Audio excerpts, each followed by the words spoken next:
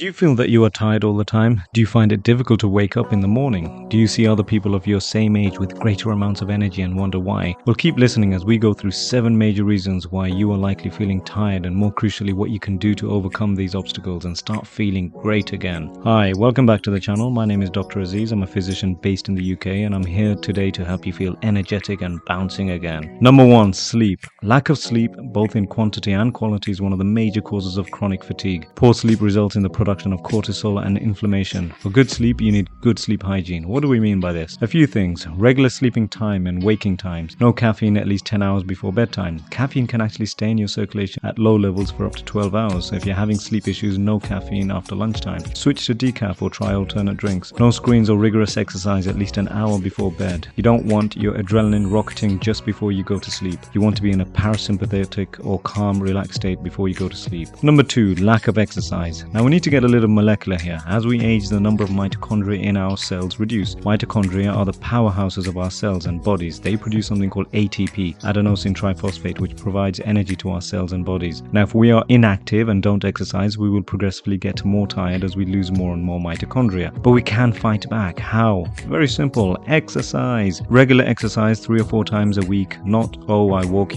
Everyone walks. Good cardiovascular exercise will keep your blood vessels supple and ensure good oxygen supply to your whole body, and weight training or resistance training will mean your muscles increase in size and efficiency, which means more mitochondria, more ATP and more energy. Bottom line, get to the gym 3 to 4 times a week for at least an hour and you will feel better. Number 3, stress. Too much stress in your life, particularly over a prolonged period of time, is bad for you in many ways via means of increased cortisol, the stress hormone. Obviously, it affects your mood and mental health, but it also reduces ATP, remember the molecule that produces energy, and causes increased inflammation in the body. So what can we do to combat stress? Again, exercise plays a crucial role in dissipating cortisol. Try yoga, mindfulness, tai chi, regular walks. If after all that you're still feeling very stressed, try and analyze where in your life the stress is coming from and what you can do to change that. All else failing, see your doctor, who may signpost you to a therapist. Number 4, poor foods. A poor diet is a 4th possible major reason as to why you are feeling low in energy. A poor diet of junk or processed food is likely to be lacking in minerals and vitamins, which could lead to inadequacies in your body. A diet also high in processed foods leads to increased inflammation, which impairs production of ATP and subsequently less energy. Foods high in sugar also results in unstable blood sugars, with a spike soon followed by a crash and associated feelings of fatigue and lethargy. So eat whole foods, vegetables, fruit, lean proteins such as chicken and fish. A good multivitamin is not essential, especially if you have a balanced diet, but personally I would actually recommend one, as the reality is that most people don't have a diet that contains all the necessary minerals and vitamins. Number 5, poor fluids. So we've covered poor foods. The next thing that can cause both fatigue and lead to injuries in the gym as well is poor hydration. Sugary drinks in particular leads to a significant amount of sugar being delivered to your body. When you have sugary drinks, you are less likely to have water, which in turn causes fatigue due to poor circulation and poor delivery of oxygenated cells and essential nutrients around the body. Drinking too much caffeine can also dehydrate. Caffeine, and alcohol for that matter, suppresses the ADH hormone in the posterior pituitary of the brain. This results in the kidney reabsorbing less water, which is why you may be running to the toilet more frequently if you drink a lot of caffeine. It's also a mechanism of getting dehydrated quickly and subsequent fatigue. Drink caffeine late and you'll also be getting up to go to the toilet frequently at night, and disrupted sleep will cause fatigue again. So try not to drink too much caffeine, either tea or coffee, with a maximum of 4 cups per day. In sum, switch to water and aim to drink 8 glasses or 2 liters per day. I personally am a poor drinker of water. A good way I've found to combat this is to keep a big transparent flask in front of you all day. That way you remind yourself to keep drinking water and you also have a visible target. Number 6, social isolation. As humans, we are by nature social creatures. Being socially isolated is not natural for us, and certainly over the past couple of years with the pandemic and various lockdowns, we've seen a huge rise in mental health issues, including depression and anxiety, both of which can lead to fatigue. So as much as you can, go out and connect with friends and family. When we meet loved ones, our body releases oxytocin, the love hormone. When we engage in pleasurable activities, our bodies release dopamine, the pleasure hormone. Number 7,